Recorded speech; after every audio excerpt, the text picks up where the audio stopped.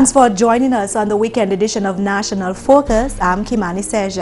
Coming up, Prime Minister Skerrit and the Ministerial Subcommittee visit post-tropical storm Erica resettlement sites. Honorable Minister for Health gives update on the commencement of the new hospital, and Japan commits to giving Dominica over $1 million towards disaster resilience. Stay with us for details of these and other stories after this.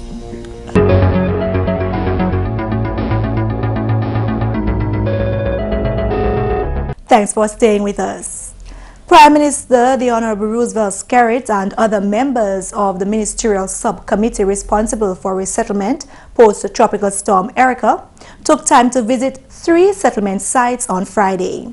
At Center in Grand Bay, where the Dubic community will be resettled, 6 houses are almost fully constructed and the foundations for about 10 more have been laid. Prime Minister Skerrit says work is progressing fairly satisfactorily. However, there is need to heighten the pace. Our target is to move in about no less than 20 families by Easter. Those homes will come in.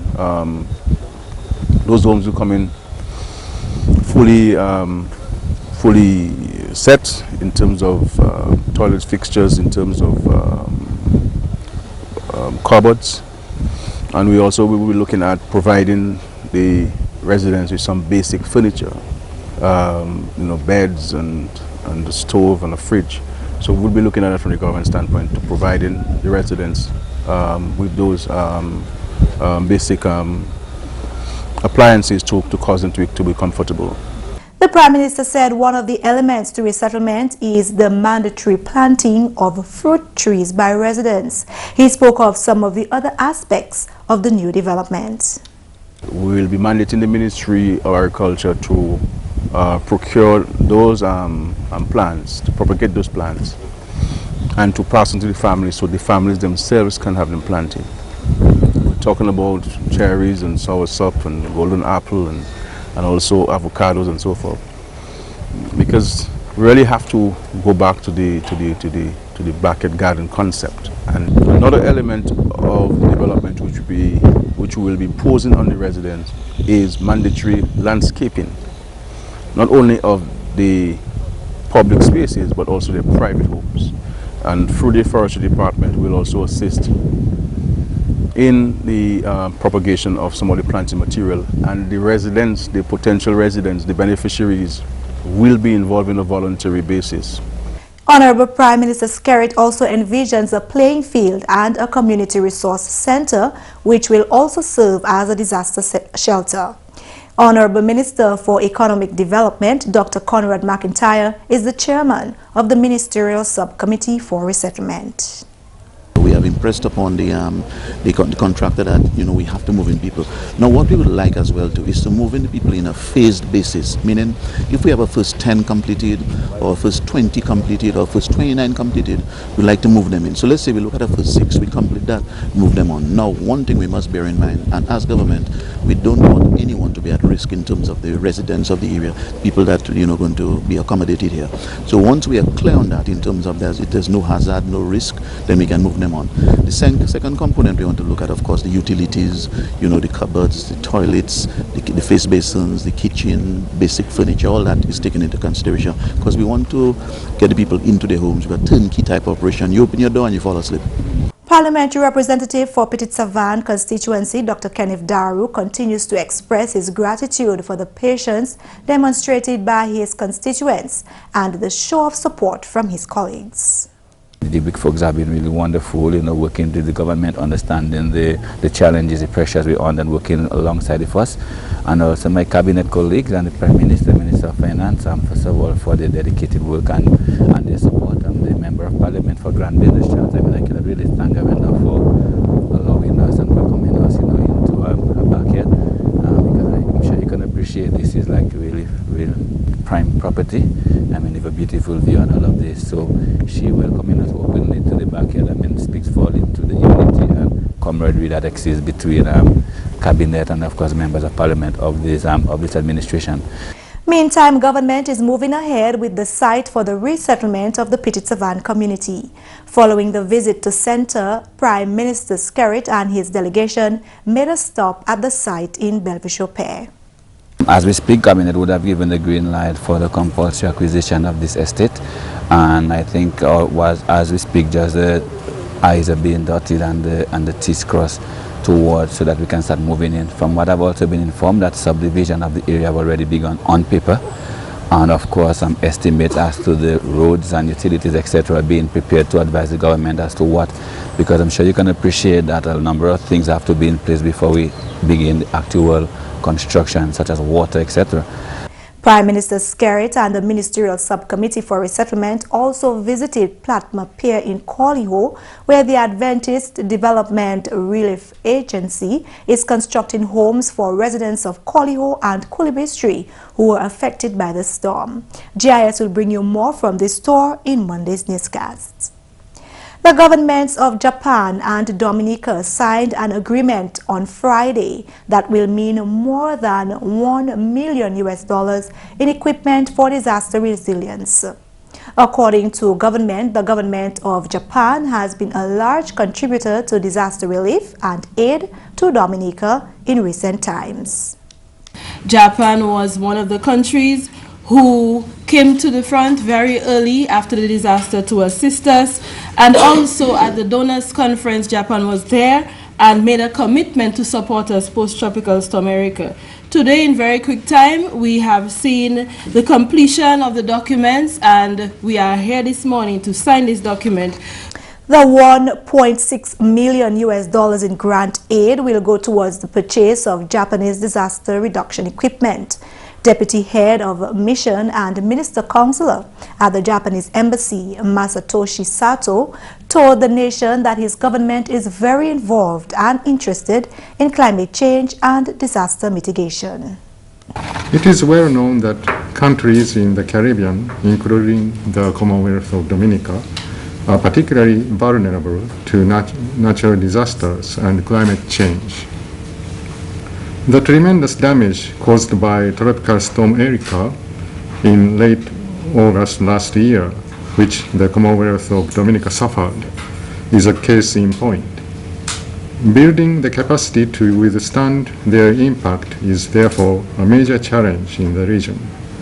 It is our hope that this grant aid program will not only significantly reduce disaster damages in the Commonwealth of Dominica in the future, but will also support the Commonwealth of Dominica in adapting itself to climate change.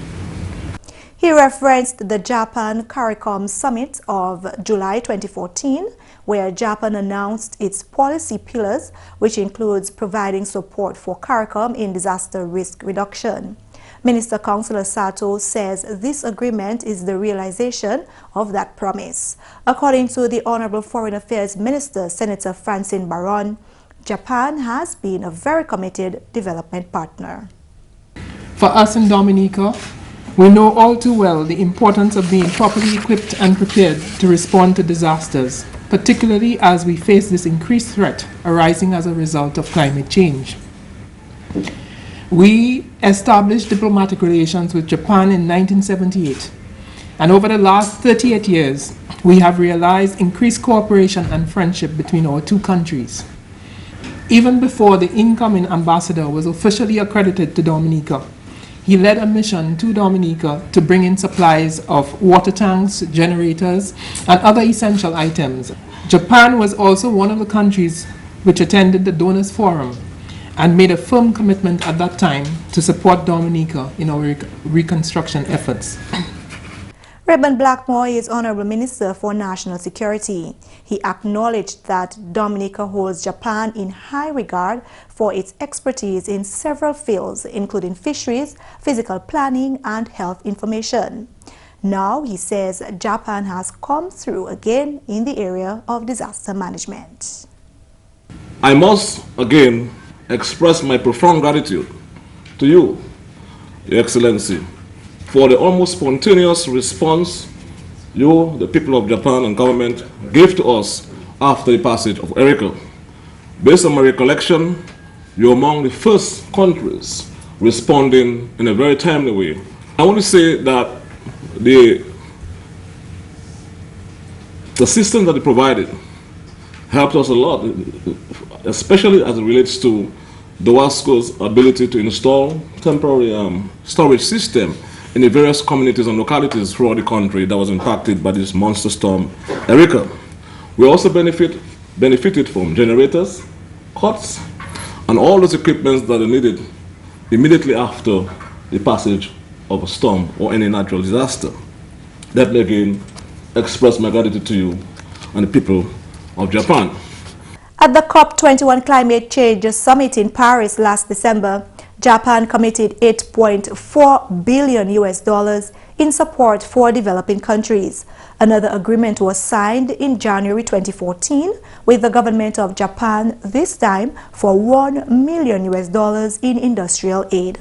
According to Minister Baron, industrial equipment for the Ministry of Health and the Environment, Public Works and Education and Human Resource Development will arrive in Dominica later this month. A training workshop in production of quality coconut planting material was held by the Ministry of Agriculture today, January 22, 2016. The project, which was put together by the International Trade Center, the ITC, under financing by the European Union, was conceptualized as the EU, which has a 5-year period of financing projects in African, Pacific and Caribbean countries with over $3 million available for Caribbean countries. In preparing proposals for financing under the next funding envelope, one of the proposals will deal with the coconut industry. CARDI consultant and project manager Dr. Compton Paul explains. We are trying to develop at the same time with the ITC and CARDI a project proposal to take further ahead where we have started with this project. It doesn't mean that that project, if we are successful, will await the ending of this one. We're likely to begin, if we are successful, begin a new coconut project following this, where we've started with this one and starting probably around next year, we're hoping. That second project will try to provide more funding to the hands of the farmers, producers, and stakeholders, probably by way of equipment, etc. This present project does not do that. This present project looks at training and an understanding of the industries across the region. The 4-year project began in January 2015 and is expected to end in December 2018. The project operates in 9 countries: in Belize, Dominican Republic, Jamaica, St. Vincent, St. Lucia, Dominica, Guyana, Suriname, Trinidad and Tobago. Those are the 9 countries. So we went to the 9 countries at the beginning of the project last year, and we called all the stakeholders in the coconut industry together in one event. We spent, I think, a day, in some countries we spent 2 days talking to the stakeholders to find out what it is that they need, what does the industry need in each country, and overall in the Caribbean region, what does the Caribbean coconut industry need. Following this, a national stakeholder platform to deal with coconut in each country made up of 10 to 12 peons representing the stakeholder groups within each country. The platform meets perhaps every month and they are trying to develop right now what is called a strategic plan for the coconut industry. The elements of what they are doing right now will probably go into the Ministry of Agriculture to find out if the Ministry of Agriculture in these countries have an action plan for the coconut industry. And that is the case in some countries, but not all of the countries. In some countries, coconut is a priority, in some countries not. Paul describes some of the components of the project. The first component is in the hands of the ITC, that is the International Trade Center in Geneva. And they have to look at the value chain of coconut within the Caribbean. And they have started to do that. They employed a number of consultants to look at that. They went to Dominican Republic, they went to Jamaica, I went to Guyana. I accompanied them in the Guyana leg of the trip, and we looked at what needs to be developed in the case of the value chain for coconut fresh coconut and all of the products that are made from coconut. They will make a presentation sometime later this year as to what they have found. The second component is an infill project on coconut, which will be done by Cardi. The third will be done by the ICT and deals with marketing, and the fourth component, done by Cardi, will deal with risk assessments. So here we are today trying to train in the first set of first training session. There will be 17 training opportunities. 6 of these are regional, and the 11 others will be national. Here's a national event. There will be 22 consultants on the project.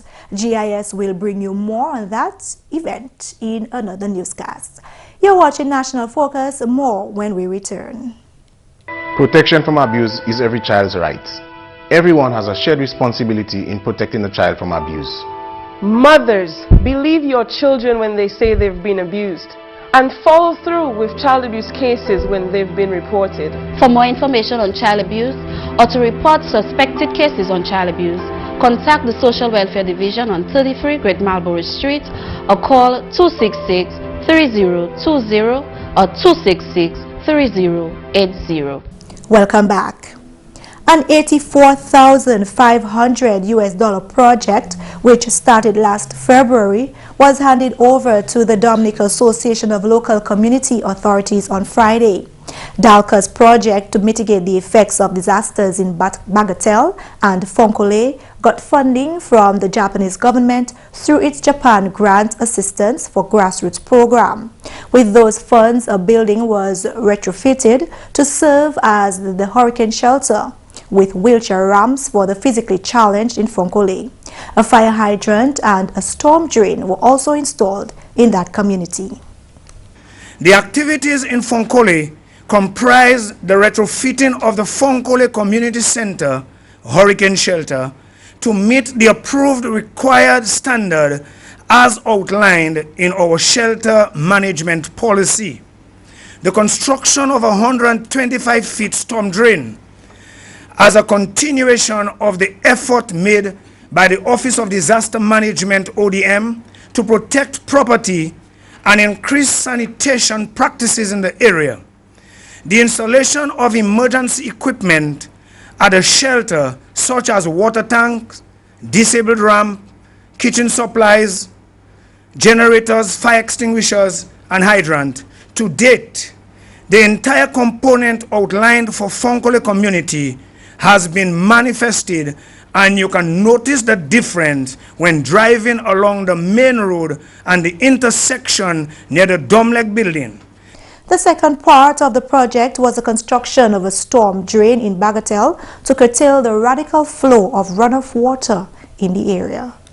The activities in Bagatelle include construction of a 1,000-feet storm drain, which served lives and property tremendously during Tropical Storm Erika. Significant emphasis was placed on the construction of this drain in an effort to successfully complete and satisfy the residents. To date, a beautiful 2 feet by 2 feet, 1,000 feet in length storm drain stands firmly in the community. Local Government Commissioner John Fontaine says the relationship between DALCA and the Japanese government is worthwhile. Deputy Head of Missions at the Embassy of Japan in Trinidad, Masatoshi Sato, represented the Japanese government. On February 26, 2015, the Embassy of Japan signed a grant contract with Mr. Yoran Junoju, Director of the Dominica Association of Local Community Authorities, and since that significant date, a great deal of work has been invested in ensuring the successful completion of this project. I'm truly pleased that this much anticipated completion has finally arrived through our combined efforts. Preparations continue for the construction of a new national hospital. In December, government signed an agreement with the construction contract with the Chinese firm Hunan Construction for the new hospital.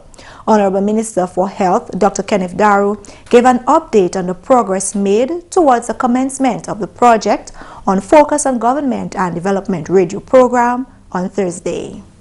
We are expecting an advanced construction team to arrive on island somewhere along the 25th or 26th of February, tentatively, to begin preparations for actual construction. Of course, prior to actual construction, I'm talking about demolition of some of the buildings and actual construction, a number of preliminary activities will have to take place.